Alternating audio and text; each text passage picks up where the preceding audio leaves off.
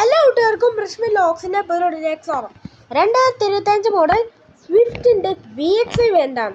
ഷോറൂമിൽ നിന്ന് 60,000 രൂപയുടെ ആക്സസറീസ് ചെയ്തിരിക്കുന്ന വേരിയൻ്റാണിത്.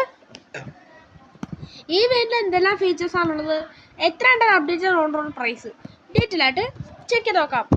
സ്വിഫ്റ്റിൻ്റെ VXI വേരിയൻ്റിൻ്റെ എക്സ്റ്റീരിയർ ലുക്ക് ആൻഡ് ഫീച്ചേഴ്സ് നോക്കുവാണെങ്കിൽ ഇപ്പോൾ ടോപ്പ് എൻഡിൻ്റെ അതേ ലുക്ക് തന്നെ വേരിയൻ്റാണ് ഈ വേരിയൻ്റ്. എന്തെല്ലാം നമുക്ക് മറ്റ് ഫീച്ചേഴ്സിലേക്ക് കൊണ്ടുകഴിഞ്ഞാൽ ഹെഡ്ലൈറ്റിലേക്ക് കൊണ്ടുകഴിഞ്ഞാൽ നമുക്ക് പ്രൊജക്റ്റഡ് ഹാലജൻ ഹെഡ്ലൈറ്റ് ആണ്. High B B low B തന്നെ എടുത്തിരുന്നു. ടോപ്പ് എൻഡ് വേരിയൻ്റ് ഇവിടെ എല്ലാവരും DRL ജസ്റ്റ് ഒരു ക്രോം ഇൻസെറ്റ് ആണുള്ളത്. ആ ചെയിൻ നോക്കി ഇൻഡിക്കേറ്റേഴ്സ് പാർക്ക് ലൈറ്റും കാണാം. അത് ഫുൾ ഹാലജൻ ആയിട്ടാണ് വരുന്നത്. ഇനി താഴത്തെ കൊണ്ടുകഴിഞ്ഞാൽ നമുക്ക് ഈ വേരിയൻ്റിൽ 4 ലൈറ്റും തന്നെ വരുന്നില്ല. അത് നമുക്ക് ഷോറൂമിൽ നിന്ന് ആക്സസറി ആയിട്ട് ചെയ്തിരിക്കുന്നതാണ്. ഈ ഒരു ചുറ്റും ഒരു ക്രോം ഫിനിഷ് ഇത് ആക്സസറി ആയിട്ട് ചെയ്തിരിക്കുന്നതാണ്. ഫ്രണ്ടിൽ ബ്ലാക്ക് കളറുള്ള സ്കിപ്പ് ലൈറ്റ് ഇത് ആക്സസറി ആയിട്ട് ചെയ്തിരിക്കുന്നതാണ്. നമുക്ക് ഏകദേശം 1900 രൂപ വരെയാണ് എൻ്റെ കോസ്റ്റ് വരുന്നത്. ഈ വർഷത്തേക്ക് നമുക്ക് ഫ്രണ്ടിലെ ഗ്രില്ല് ആംഗിളെല്ലാം ഗ്ലോസി ബ്ലാക്ക് ഫിനിഷിലാണുള്ളത്. ഈ ഒരു 4 വൈറ്റ് ഇൻസേർട്ട് ഇത് ആക്സസറി ആയിട്ട് ചെയ്തിരിക്കുന്നതാണ്. വശങ്ങളിലേക്ക് കൊണ്ടുപോയി നമുക്ക് 14 ഇഞ്ച് വീൽസ് ആവുന്നത്. 185/70 14 ആണ് ടയർ സൈസ് വരുന്നത്. നമുക്ക് ഫ്രണ്ട് ഡിസ്ക് ബാക്കിൽ ഡ്രം ബ്രേക്കുകളാണ്. ഇത് അലവിയിലല്ല, ഇത് ഈ വീൽ കപ്പുകളാണുള്ളത്. നമുക്ക് മിറേഴ്സിൽ LED ഇൻഡിക്കേറ്റേഴ്സ് ഇൻസേർട്ട് ചെയ്തിട്ടുണ്ട്. വശങ്ങളിൽ ചുറ്റും ഒരു ഗ്ലോസി ബ്ലാക്ക് കളറുള്ള ക്ലാഡിങ് ഇത് ആക്സസറി ആയിട്ട് ചെയ്തിരിക്കുന്നതാണ്. ഏകദേശം നമുക്ക് ഈ വേണ്ടി കീല സെൻറ്റർ ആണെങ്കിലും തന്നെ ഉൾപ്പെടുത്തിയിട്ടില്ല. പ്ലെയിൻ ഗ്ലാസ്സുകളാണ്. കിറ്റിൻ്റെ ഗ്ലാസ്സൊന്നും തന്നെ വരുന്നില്ല. റൂഫ് ഫെൽസ് കാണുമ്പോൾ തന്നെ വരുന്നില്ല. ഈ റെയിൻ ഗാർഡ് ഇത് ആക്സസറി ആയിട്ട് ചെയ്തിരിക്കുന്നതാണ്. ബാക്കിൽ നോർമൽ ആൻറ്റിന ഉള്ളത്. ബാക്കിലേക്ക് കൊണ്ടുകഴിഞ്ഞാൽ നമുക്ക് എല്ലാ വേണ്ടികളും ബാക്കിൻ്റെ ലുക്ക് ഓൾമോസ്റ്റ് സിമിലർ ആണ്. മറ്റ് ഫീച്ചേഴ്സിലേക്ക് കൊണ്ടുകഴിഞ്ഞാൽ ഈ സ്പോയിലർ ഇത് ആക്സസറി ആയിട്ട് ചെയ്തിരിക്കുന്നതാണ്. അടുക്കാടി ഹൈ മോഡൽ ഏകദേശം 1900 രൂപയാണ് എൻ്റെ കോസ്റ്റ് വരുന്നത്. അടുക്കാടി ഹൈ മോഡൽ സ്റ്റോപ്പ് ലാമ്പ് കാണാം.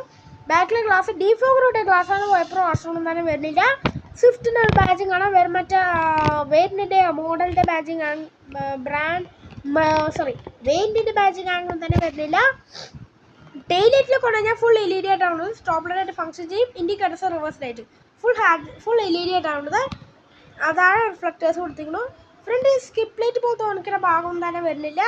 നമുക്കൊരു ബമ്പർ റെഡ് ഫിനിഷിലാണ് ബമ്പർ കാര്യങ്ങൾ ഉൾപ്പെടുത്തിയിരിക്കുന്നത്. ബാക്കിൽ 4 പാർക്കിംഗ് സെൻസേഴ്സ് കൊടുത്തിട്ടുണ്ട്. ഈ വലിയ റിവേഴ്സ് ക്യാമറ ഉണ്ടെങ്കിൽ ഷോറൂമിന് ആക്സസറി ആയിട്ട് ചെയ്തിരിക്കുന്നതാണ്. ഇനി നമുക്ക് ബൂട്ട് ഓപ്പൺ ചെയ്ത് നോക്കാം. മാഗ്നറ്റിക് ബൂട്ട് ഓപ്പണിംഗ് വരുന്നുണ്ട്. അത്യാവശ്യം സ്ക്വയർ ഷേപ്പിൽ വലിയ ബൂട്ടുകളാണ്. നമുക്ക് 320 ലിറ്ററിൻ്റെ ബൂട്ട് സ്പേസ് ആണുള്ളത്. വേറെ ബൂട്ട് ലൈറ്റ് വേറെ പ്രത്യേകിച്ച് ഫീച്ചേഴ്സ് കാണുമ്പോൾ തന്നെ വരുന്നില്ല. സ്പെയർ വീൽ നോക്കുകയാണെങ്കിൽ സെയിം സൈസ് ആയിട്ടുള്ള സ്പെയർ വീൽ തന്നെയാണ് ഉള്ളത്. ഇനി ഇൻറ്റീരിയറിലെ ഫീച്ചേഴ്സ് നോക്കാം. നമ്മൾ ആദ്യം പറഞ്ഞ രീതിയിൽ കീല സെൻറ്റർ കാണുമ്പോൾ തന്നെ വരുന്നില്ല. ഇന്ത്യയിലേക്ക് നോക്കുമ്പോൾ നമുക്ക് ഫുൾ ബ്ലാക്ക് കളറിലാണ് ഇന്ത്യയിൽ കൊടുത്തിരിക്കുന്നത്. ഡോർ പാറ്റൊക്കെ കൊണ്ടുപോയി നമുക്ക് ഫുൾ ബ്ലാക്ക് കളറാണ്. ഇവിടെ എല്ലാം സോഫ്റ്റ് ടച്ച് കൊടുത്തിരിക്കുന്നു. 4 പൗണ്ടർ കൺട്രോൾ. ഡ്രൈവറിൻ്റെ window 1 touch up and option വരുന്നുണ്ട്. Lock and unlock mirror control ചെയ്യാൻ ഓപ്ഷൻ കൊടുത്തിരിക്കുന്നു. ഫോൾഡ് ചെയ്യാൻ ഓപ്ഷൻ വരുന്നില്ല. ഡോർ ഹോൾഡേഴ്സ് ക്രോം ഫിനിഷ് കൊടുത്തിരിക്കുന്നു. സ്പീക്കർ ബില്ലാണ്. ബോട്ടിൽ ഓർഡേഴ്സ് കൊടുത്തിരിക്കുന്നു.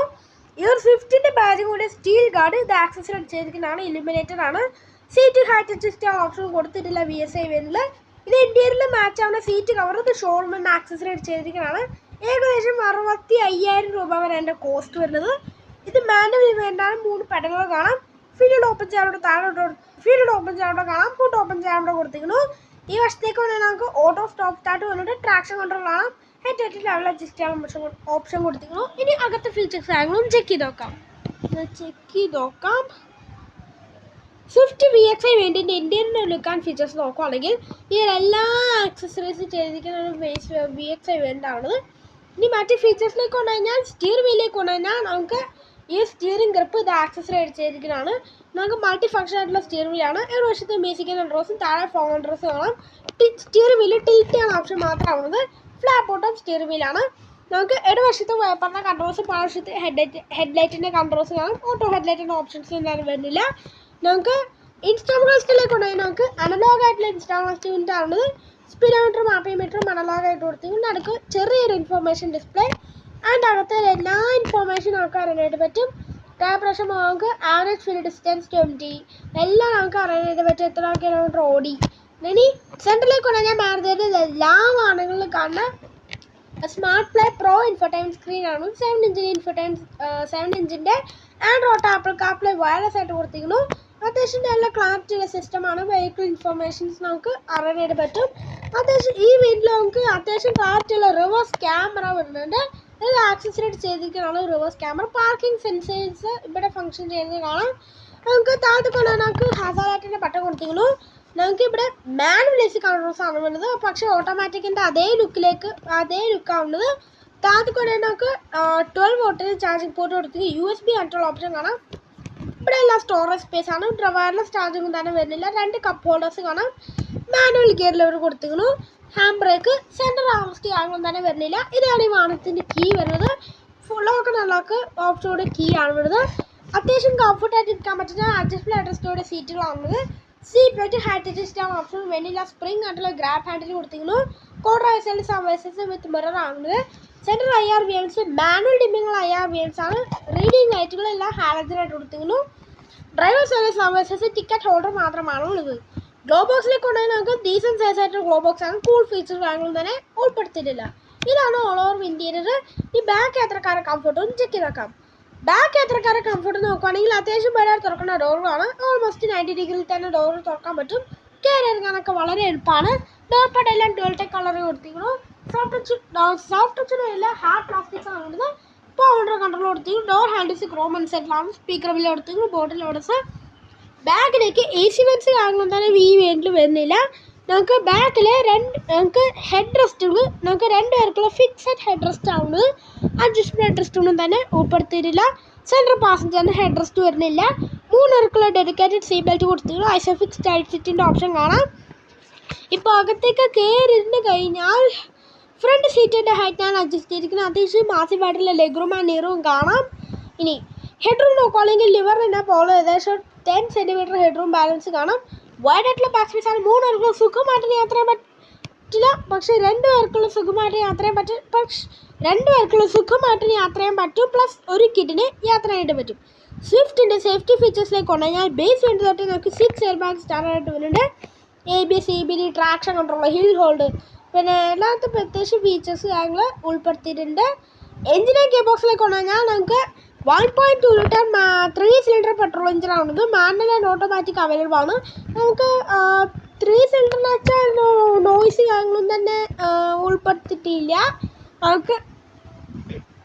നമുക്ക് ഓൺ റോഡ് പ്രൈസിലേക്ക് കൊണ്ടുകഴിഞ്ഞാൽ LX വേണ്ടിൽ 7,50,000 രൂപ വരെയാണ് ഓൺ റോഡ് പ്രൈസ്. VXലേക്ക് പോകുമ്പോൾ നമുക്ക് 8,665,000 രൂപയാണ് എൻ്റെ ഓൺ റോഡ് പ്രൈസ്. VX ആയിട്ട് ഓട്ടോമാറ്റിക്കിലേക്ക് കൊണ്ടുകഴിഞ്ഞാൽ നമുക്ക് 8,51,000 രൂപയാണ്. ZXയിലേക്ക് വരുമ്പോൾ നമുക്ക് 10,60,60,000 രൂപ വരെയാണ് ഓൺ റോഡ് പ്രൈസ്. ZXi AMTയിലേക്ക് കൊണ്ടുകഴിഞ്ഞാൽ നമുക്ക് 10,85,000 രൂപയാണ്. ZXi പ്ലസിലേക്ക് കൊണ്ടുകഴിഞ്ഞാൽ ടോപ്പ് എൻഡ് വേണ്ടിയേക്ക് ഓൺ റോഡ് പ്രൈസ് വന്നു കഴിഞ്ഞാൽ നമുക്ക് 11,63,000 രൂപയാണ്. ZXi പ്ലസ് ഓട്ടോമാറ്റിക്കിലേക്ക് വരുമ്പോൾ നമുക്ക് 13,64,000 രൂപയാണ് ഓൺ റോഡ് പ്രൈസ്. ഇതാണ് ഈ വാഹനത്തിൻ്റെ വീഡിയോ ചെയ്തിരിക്കുന്നത്. ഇനി അടുത്ത അപ്ഡേറ്റിലേക്ക് വരുമ്പോൾ ഞാനൊന്നും വീഡിയോ ചെയ്തിട്ടില്ല, അപ്ലോഡ് ചെയ്തിട്ടില്ല. അടുത്ത അപ്ഡേറ്റ് കാണുന്നവർ ബൈ ബൈ.